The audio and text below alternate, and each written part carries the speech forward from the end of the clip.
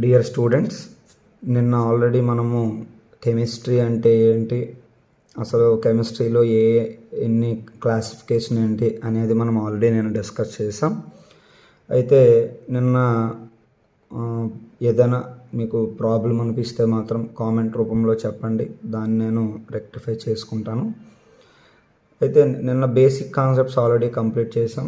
So ఇప్పుడు దానికి ఇంకొక basic concept, second concept significant figures అంటే ఏంటో ఒకసారి చూద్దాం. అసలు సిగ్నిఫికెంట్ ఫిగర్స్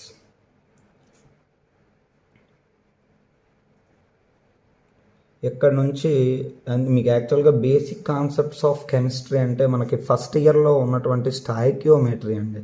ఈ స్టాయికియోమెట్రీ అనేది ఈ బేసిక్ కెమిస్ట్రీలో ఉన్నటువంటి బేసిక్ కాన్సెప్ట్స్ని ఎక్స్ప్లెయిన్ చేస్తుంది. అంటే మనం ఇండైరెక్ట్గా స్టాయికియోమెట్రీ లెసన్ డిస్కస్ చేస్తున్నాం అంతే. ఓకే, ఇప్పుడు ఈ సిగ్నిఫికెంట్ ఫిగర్స్ అంటే ఏంటి, అసలు ఈ సిగ్నిఫికెంట్ ఫిగర్స్ ఎలా ఉంటాయి ఏంటి అనేది ఒకసారి డిస్కస్ చేద్దాం. అయితే ఇది ఆల్రెడీ మీకు ఫిజిక్స్లో కూడా రిపీట్ అవుతుంది. ఫస్ట్ ఇయర్ ఫిజిక్స్లో యూనిట్స్ అండ్ డైమెన్షన్స్ అనే లెసన్లో వస్తుంది ఇది ఆల్రెడీ. అయితే బట్ మన కెమిస్ట్రీ పరంగా ఉంటుంది కాబట్టి ఒకసారి చూద్దాం. అసలు సిగ్నిఫికెంట్ ఫిగర్స్ అంటే ఏంటి అంటే, ఇప్పుడు ఫర్ ఎగ్జాంపుల్ మీరు ఒక ఎక్స్పెరిమెంట్ చేశారు, ఏదో ఒక ఎక్స్పెరిమెంట్ చేశారు. ఇప్పుడు ఈ ఎక్స్పెరిమెంట్ చేసిన తర్వాత మీకు ఒక వాల్యూ వచ్చింది. ఫర్ ఎగ్జాంపుల్ ఎంత, 0.234 ఎంతో వచ్చింది అనుకోండి.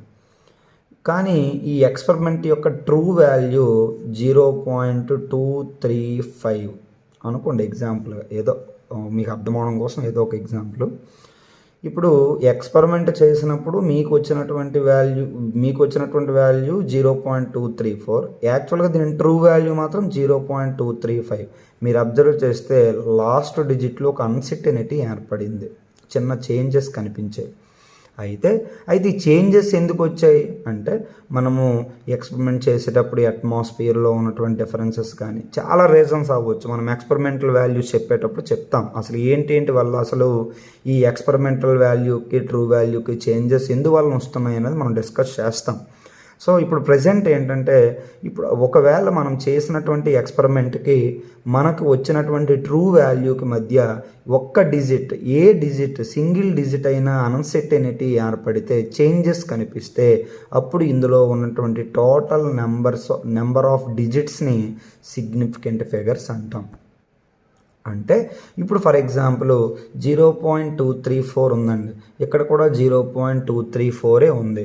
ఇప్పుడు ఇలా సేమ్ వచ్చింది అనుకోండి, అంటే ఎక్స్పెరిమెంటల్ వాల్యూ ఎలా ఉందో ట్రూ వాల్యూ అలా ఉంటే there is no significant figures. మనకి ఇక్కడ సిగ్నిఫికెంట్ ఫిగర్స్ ఉండవు. ఎందుకు సిగ్నిఫికెంట్ ఫిగర్స్ ఉండవు? సిగ్నిఫికెంట్ ఫిగర్స్ ఉండాలంటే అన్సర్టెనిటీ ఉండాలి. అన్సర్టెనిటీ ఎక్కడ ఉండాలి సార్? ఏ డిజిట్లో ఉన్నా ఒకటే.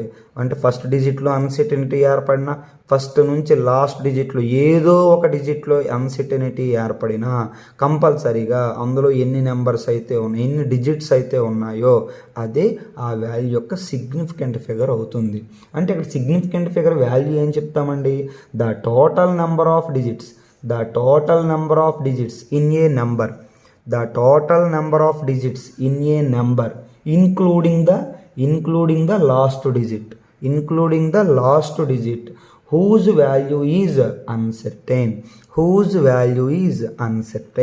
చూడండి, మొత్తం టోటల్ నెంబర్ తీసుకుంటే లాస్ట్ డిజిట్ వరకు ఇంక్లూడ్ చేసుకుంటే ఏదో ఒక నెంబర్ దగ్గర అన్సర్టెనిటీ ఏర్పడితే అప్పుడు ఆ మొత్తం నెంబర్లో ఎన్ని డిజిట్స్ అయితే ఉన్నాయో అదే ఆ వాల్యూ యొక్క లేదా ఎక్స్పెరిమెంట్ యొక్క సిగ్నిఫికెంట్ ఫిగర్ అవుతుంది. ఓకే, ఇప్పుడు సిగ్నిఫికెంట్ ఫిగర్ అంటే సింపుల్గా అన్సర్టెనిటీ అంటే ఏదైనా ఒక డిజిట్లో చిన్న చేంజెస్ రావడం అంతే. అంటే మనకి ఈ 0.234 0.235 అంటే లెస్ చేంజ్ వచ్చింది. ఒకవేళ 2.3 వచ్చిందండి, 2.3 మీకు ఇక్కడ 1.5 వచ్చింది. ఎక్స్పెరిమెంట్ ట్రూ వాల్యూ 1.5, ఇది 2.3. చూడండి, లాంగ్ అన్సర్టెనిటీ ఉంది వీళ్ళిద్దరి మధ్యలో, లాంగ్ అన్సర్టెనిటీ. ఇక్కడ మాత్రం లాస్ట్ డిజిట్లో మాత్రమే అన్సర్టెనిటీ ఏర్పడింది. అలా సింగిల్ డిజిట్ అన్సర్టెనిటీ ఏర్పడినా రెండు వాల్యూస్ మధ్య ఏదైనా అన్సర్టెనిటీ రావాలి. అన్సర్టెనిటీ వస్తే అందులో ఉన్నటువంటి డిజిట్స్ని ఏమంటారు అంటే, మనకు వచ్చిన ఎక్స్పెరిమెంటల్ వాల్యూస్లో ఉన్నటువంటి డిజిట్స్నే సిగ్నిఫికెంట్ ఫిగర్స్ అంటాం. ఓకే, ఇప్పుడు ఈ సిగ్నిఫికెంట్ ఫిగర్స్ ఐడెంటిఫై చేయాలంటే మనకి కొన్ని రూల్స్ ఉంటాయి. ఒకసారి ఆ రూల్స్ కోసం డిస్కస్ చేద్దాం. ఆల్రెడీ మీకు ఫిజిక్స్లో వచ్చింది, మరొకసారి నా సాటిస్ఫాక్షన్ కోసం మరొకసారి డిస్కస్ చేస్తాను. సో రూల్ నెంబర్ 1కి వచ్చేసరికి క్లారిటీగా గుర్తుపెట్టుకోండి. ఇక్కడ జీరోస్ నాన్ జీరోస్ రెండు గుర్తుపెట్టుకోవాలి. జీరోస్ నాన్ జీరోస్, జీరోస్ అంటే జీరో, నాన్ జీరోస్ అంటే జీరో కాని వాల్యూస్ అని అర్థం, అంతే. సో ఇప్పుడు జీరోస్ నాన్ జీరోస్కి వచ్చేసరికి ఎప్పుడైనా జీరోస్ అనేవి నాన్ జీరోస్ మధ్య ఉన్నాయి అనుకోండి, జీరోస్ అనేవి నాన్ జీరోస్ మధ్య ఉన్నాయనుకోండి, that zeros countable as significant figures. అంటే 6, 0, 0, 0, 5 ఇలా ఉందనుకోండి, ఇది నాన్ జీరో నెంబర్, ఇది నాన్ జీరో డిజిట్. ఈ నాన్ జీరో డిజిట్ల మధ్య జీరోస్ ఉన్నాయండి, అప్పుడు ఈ జీరోస్ కూడా కౌంట్ చేయాలి సిగ్నిఫికెంట్ ఫిగర్స్ కింద. అప్పుడు ఇక్కడ టోటల్ సిగ్నిఫికెంట్ ఫిగర్స్ ఎన్ని అవుతాయి? 1, 2, 3, 4, 5. Total significant figures is 5. అప్పుడు ఈ వాల్యూ యొక్క సిగ్నిఫికెంట్ ఫిగర్స్ 5 అని చెప్తాం. అంటే వాడు మీకు బిట్ ఎలా ఇస్తాడు అంటే, సిగ్నిఫికెంట్ ఫిగర్స్ అనేవి వాడికి నచ్చింది ఇచ్చేసి అందులో ఎన్ని ఉంటాయని కింద ఆప్షన్స్ ఇస్తాడు. కాబట్టి ఈ రూల్స్ అనేవి ప్రతి ఒక్కరము గుర్తుపెట్టుకోవాలి. మెయిన్స్లో ఖచ్చితంగా ఒక బిట్ కన్ఫర్మ్గా వస్తుందండి సిగ్నిఫికెంట్ ఫిగర్స్ నుంచి, ఖచ్చితంగా ఒక బిట్ వస్తుంది. మన కెమిస్ట్రీ నుంచి, ఫిజిక్స్ కోసం నాకు తెలియదు కానీ కెమిస్ట్రీ నుంచి కంపల్సరీగా ఒక బిట్ అనేది వస్తుంది. కాబట్టి వీలైనంత వరకు గుర్తుపెట్టుకోవడానికి ట్రై చేయండి.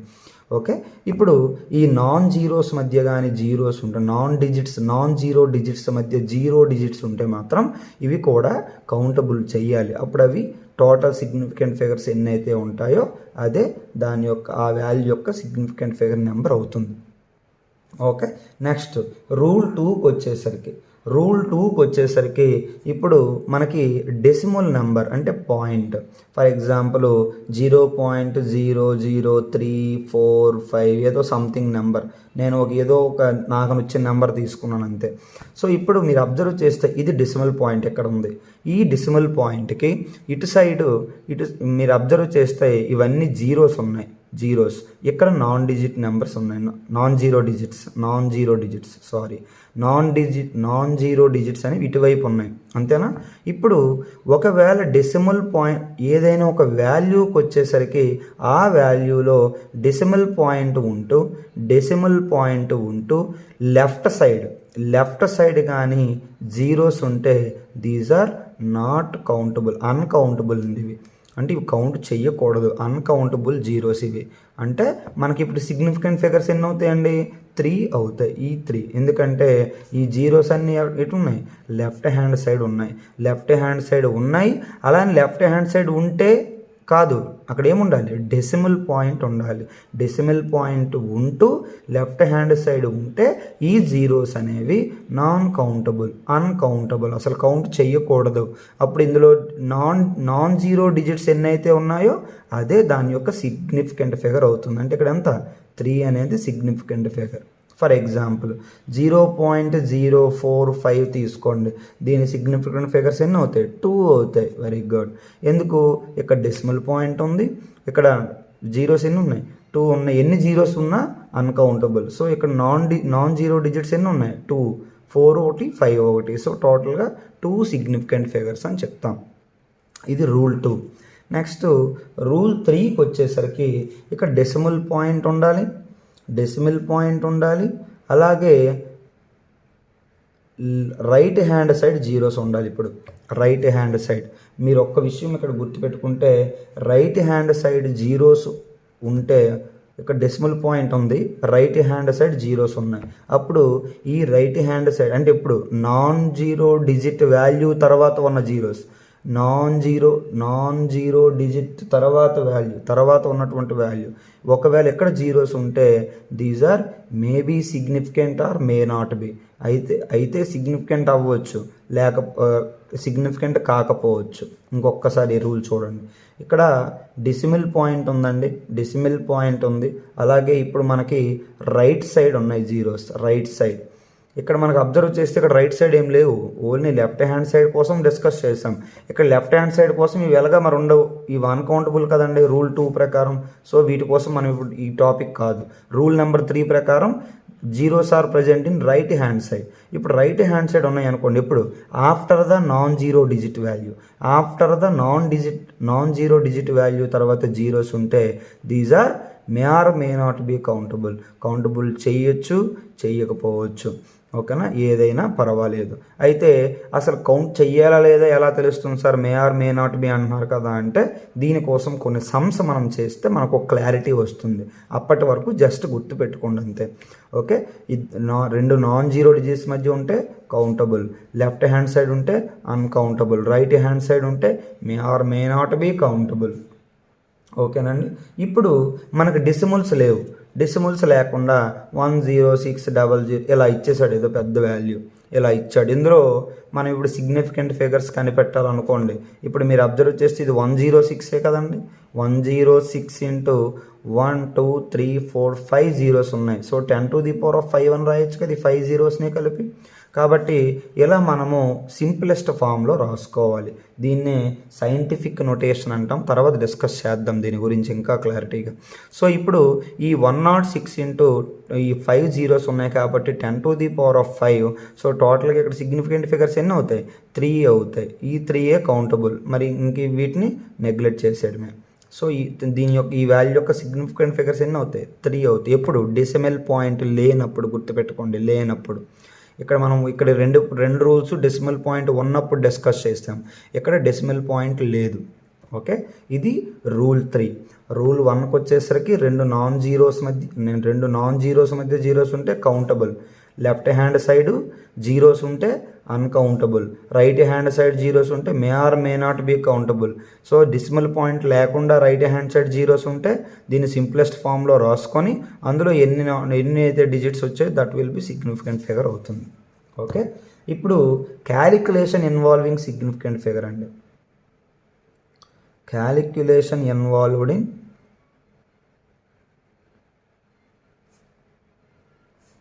significant figures.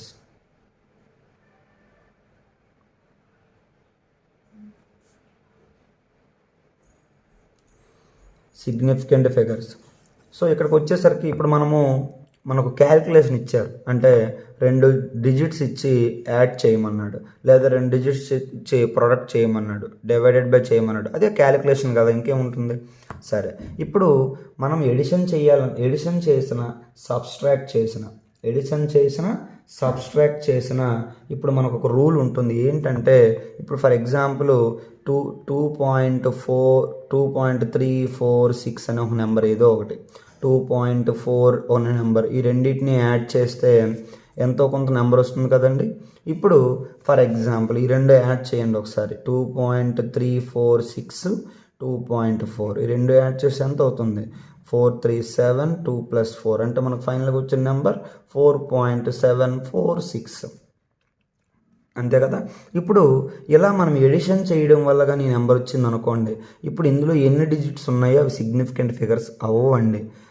ఎలా సిగ్నిఫికెంట్ ఫిగర్స్ మనం ఇలా క్యాలిక్యులేట్ చేస్తామంటే, మనం తీసుకున్న నెంబర్స్లో ఏ నెంబర్కైతే లెస్ సిగ్నిఫికెంట్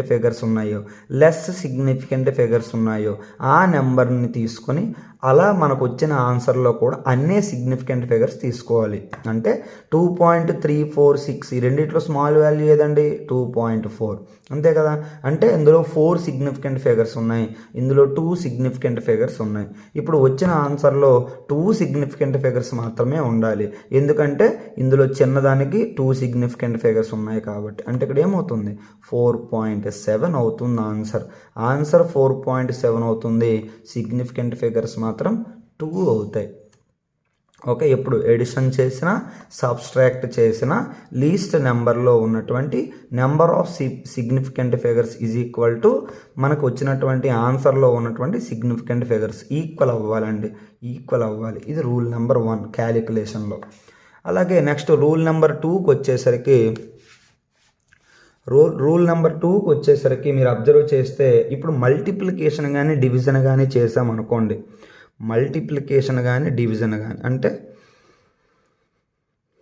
అంటే మనం ఇప్పుడు ఇంటూ అయినా చేయాలి లేదా డివైడెడ్ బై అయినా చేయాలి, అంతే కదండి. ఇప్పుడు మల్టిప్లికేషన్ కానీ డివిజన్ కానీ చేసామనుకోండి, అప్పుడు కూడా సేమ్ రూల్, అంటే ప్లస్ మైనస్ చేస్తే ఏ రూల్ ఫాలో అయ్యామో ఇక్కడ కూడా అదే రూల్ వస్తుంది. అంటే లీస్ట్ నెంబర్లో ఉన్న significant figures is equal to మనకు వచ్చిన ఆన్సర్లో ఉన్నటువంటి సిగ్నిఫికెంట్ ఫిగర్స్. చిన్న ఎగ్జాంపుల్ అండి, ఇప్పుడు ఒక 7.321 ప్లస్ 4.12 ఇలా యాడ్ చేశారు అనుకోండి. అయితే ఇప్పుడు ఏమవుతుంది, 7.321 4.12 ఈ రెండు యాడ్ చేస్తే 1 4 4 7 + 4 ఎంతండి 11. సో 11.441 ఇలా వచ్చిందండి కదా. ఇప్పుడు రెండిట్లో లీస్ట్ నెంబర్ ఎవరు, 4.12, ఎందుకంటే తక్కువ సిగ్నిఫికెంట్ ఫిగర్స్ ఉన్నాయి కదా. ఇక్కడ 4 ఉన్నాయి, ఇక్కడ 3 ఉన్నాయి, కాబట్టి ఇది లీస్ట్ సిగ్నిఫికెంట్ ఫిగర్ నెంబర్. కాబట్టి ఇందులో 3 ఉన్నాయి, కాబట్టి వచ్చిన ఆన్సర్లో కూడా ఎన్ని రావాలి, 3 రావాలి. దెన్ ఆన్సర్ విల్ బి 11.4 అవుతుంది. సిగ్నిఫికెంట్ ఫిగర్స్ 3 అవుతుంది. ఓకే, అయితే ఎడిషన్ చేసిన, మల్టిప్లికేషన్ చేసిన, సబ్స్ట్రాక్ట్ చేసిన, లేకపోతే డివిజన్ చేసినా ఓకే. ఇప్పుడు ఇంకొకటి ఉంది, ఈ క్యాలిక్యులేషన్ ఇన్వాల్వింగ్లో మరొకటి ఉంది, that will be third rule. ఏంటో థర్డ్ రూల్ ఒకసారి చూడండి. ఇప్పుడు ఏదైనా ఒక ప్రాబ్లం అనేది చాలా స్టెప్స్లో ఇన్వాల్వ్ అయ్యింది అనుకోండి, అంటే దాని అర్థం ఏంటండి, ఇప్పుడు మనం ఏం చేసాము, ఎడిషన్ ఒకటే చేసాం, సబ్స్ట్రాక్ట్ ఒకటే చేస్తాం, మల్టిప్లికేషన్ ఒకటే చేస్తాం, డివిజన్ ఒకటే చేస్తే అప్పుడు ఈ రెండు రూల్స్. కానీ ఇప్పుడు మనము ఒకే ప్రాసెస్లో ఇంటూ చేస్తూ డివిజన్ చేసాం, అంటే మోర్ స్టెప్స్ ఇన్వాల్వ్డ్. సో లేదా సబ్స్ట్రాక్ట్ చేసి ప్లస్ చేసాం. ఫర్ ఎగ్జాంపుల్ 2 × 3/4 ఉందనుకోండి, ఇక్కడ మనం ఏం చేస్తున్నాము, ఇంటూ చేస్తున్నాము, డివిజన్ చేస్తున్నాము. అంటే ఇక్కడ involved in 2 or more steps, అంటే 2 లేదా అంతకంటే ఎక్కువ స్టెప్స్లో కానీ ఇన్వాల్వ్ అయ్యింది అనుకోండి. ఏదైనా ఒక ప్రాబ్లం అనేది ఇన్వాల్వ్ అయితే అప్పుడు దాని నుంచి వచ్చిన ఆన్సర్ ఉంది కదండి, ఆన్సర్ ఏమవుతుందంటే అందులో కూడా ఏదైతే లీస్ట్ నెంబర్ ఉంటుందో, లీస్ట్ నెంబర్, ఇక్కడ ఒక్క విషయం గుర్తుపెట్టుకోవాలండి, లీస్ట్ నెంబర్ ఏదైతే ఉందో అదే సిగ్నిఫికెంట్ ఫిగర్కి ఈక్వల్ అవుతుంది. అయితే ఇక్కడ ఒక విషయం ఏంటంటే ఆ లీస్ట్ నెంబర్ ఖచ్చితంగా డెసిమల్ నెంబర్ అయి ఉండాలి. డెసిమల్ నెంబర్ ఫర్ ఎగ్జాంపుల్ మనం ఒక చిన్న ఎగ్జాంపుల్ తీసుకొని ఎక్స్ప్లెయిన్ చేద్దాం. సో ఇప్పుడు 2.3 × 1.46 × 3/7.5 ఇలా ఇచ్చాడు అనుకున్న ఆన్సర్. లేదు అంటే 4.28 × 0.146 × 3/0.0418. ఓకే, ఇప్పుడు ఈ నెంబర్ ఇచ్చాడు, ఏదో ఒక పెద్ద నెంబర్. ఓకే, లేకపోతే ఇదైనా పర్వాలేదు. సో ఇప్పుడు ఒకవేళ ఈ నెంబర్ని కానీ ఇంటూ చేసామనుకోండి, 4.28 × 0.146 × 3 కదా, 4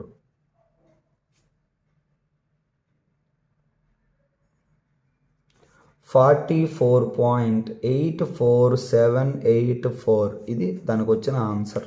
ఇదంతా క్యాలిక్యులేషన్ చేస్తే మనకి ఈ ఆన్సర్ వచ్చింది. సో ఇప్పుడు 4.28 × 0.146 × 3. ఇప్పుడు మీరు అబ్జర్వ్ చేస్తే ఇక్కడ లీస్ట్ నెంబర్ ఎవరు ఉన్నారంటే 3 ఉంది, అంతేనా. కానీ ఇది డెసిమల్ నెంబర్ కాదు. అంటే ఫస్ట్ ప్రయారిటీ మనకి ఎవరికి ఇవ్వాలి, డెసిమల్లో లీస్ట్ సిగ్నిఫికెంట్ ఫిగర్స్ ఎవరికి ఉన్నాయో దానికి ప్రయారిటీ ఇవ్వాలి.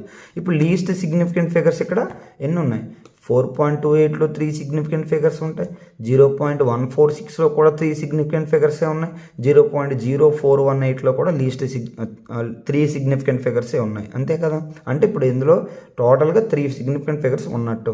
ఒకవేళ కానీ డిఫరెంట్ వాల్యూస్ తీసుకున్నా మీ ఇష్టమే. ఇప్పుడు అంటే టోటల్గా లీస్ట్ నెంబర్లు ఎన్ని ఉన్నాయి, 3 సిగ్నిఫికెంట్ ఫిగర్స్ ఉన్నాయి. ఇప్పుడు ఇక్కడ ఒకటే ఉంది, కానీ ఇది డెసిమల్ కాదు. సో ఇది సింగిల్ డిజిట్ నెంబర్. సో ఇప్పుడు ఒకవేళ కానీ డెసిమల్స్ లేకపోయాయి అనుకోండి, డెసిమల్స్ ఎక్కడా లేవు. ఫర్ ఎగ్జాంపుల్ ఇందాకే చెప్పుకున్నాం కదా, 3 × 4/7 ఏదో ఉందనుకోండి. ఇప్పుడు ఇందులో ఏం తీసుకుంటామంటే లీస్ట్ నెంబర్, సాల్వ్ చేస్తాం కదండి, సాల్వ్ చేసినాక లీస్ట్ నెంబర్ ఎంత ఉంది 3. లీస్ట్ నెంబర్ ఎంత ఉందో అన్ని సిగ్నిఫికెంట్ ఫిగర్స్ ఉన్నట్టు. అన్ని సిగ్నిఫికెంట్ ఫిగర్స్, ఆ సిగ్నిఫికెంట్ ఫిగర్ కాదండి, అన్ని significant figures. 3 × 4 × 4/7 is equal to 3 4 జా 12, 12/7, 7 12, 1 జా 7, దెన్ 12లో 7 తీస్తే 5, 0, అప్రాక్సిమేట్గా 7 జా 49, 1 0 1 7 3 0 ఇలా మనకి కంటిన్యూగా నెంబర్ వస్తుంది కదండి. ఇప్పుడు ఇందులో లీస్ట్ నెంబర్ ఎవరు? 3 అనేది లీస్ట్ నెంబర్ కాబట్టి ఇక్కడ మనకి 3 సిగ్నిఫికెంట్ ఫిగర్స్ వరకు తీసుకుంటే చాలు. అంటే 1.71 ఆన్సర్ అవుతుంది. సో ఇక్కడ సిగ్నిఫికెంట్ ఫిగర్స్ ఎన్ని అవుతాయి? 3 అవుతాయి. ఎందుకంటే మనకి ఇక్కడ అన్నీ కూడా నాన్ డెసిమల్ నెంబర్స్ ఇవి. సో ఇక్కడికి వచ్చేసరికి డెసిమల్ నెంబర్స్ ఉంటూ నాన్ డెసిమల్ ఉంది కాబట్టి డెసిమల్ నెంబర్లో ఏ వాల్యూ అయితే లీస్ట్ సిగ్నిఫికెంట్ ఫిగర్స్ని కలిగి ఉందో అన్ని సిగ్నిఫికెంట్ ఫిగర్స్ మాత్రమే తీసుకోవాలి. అంటే ఆన్సర్ ఎంత పెద్దది వచ్చినా లీస్ట్ సిగ్నిఫికెంట్ ఫిగర్స్ ఏ నెంబర్కి అయితే, ఏ డెసిమల్ నెంబర్కి అయితే ఉందో ఆ నెంబర్ మాత్రం మనం కన్సిడర్ చేయాలి. అంటే ఇక్కడ 3 ఉన్నాయి కాబట్టి ఇక్కడ ఆన్సర్ ఏమవుతుంది? 44.8 అవుతుంది ఆన్సర్. ఓకే, ఇవి మనకి మెయిన్గా చదవాల్సినటువంటి రూల్స్. దీనికి కొన్ని సమ్స్ మీకు ఇస్తాను. ఈ సమ్స్ అనేవి రేపటి క్లాస్లో మీకు ఇస్తాను. వీలైతే చేసి కామెంట్ చేయండి.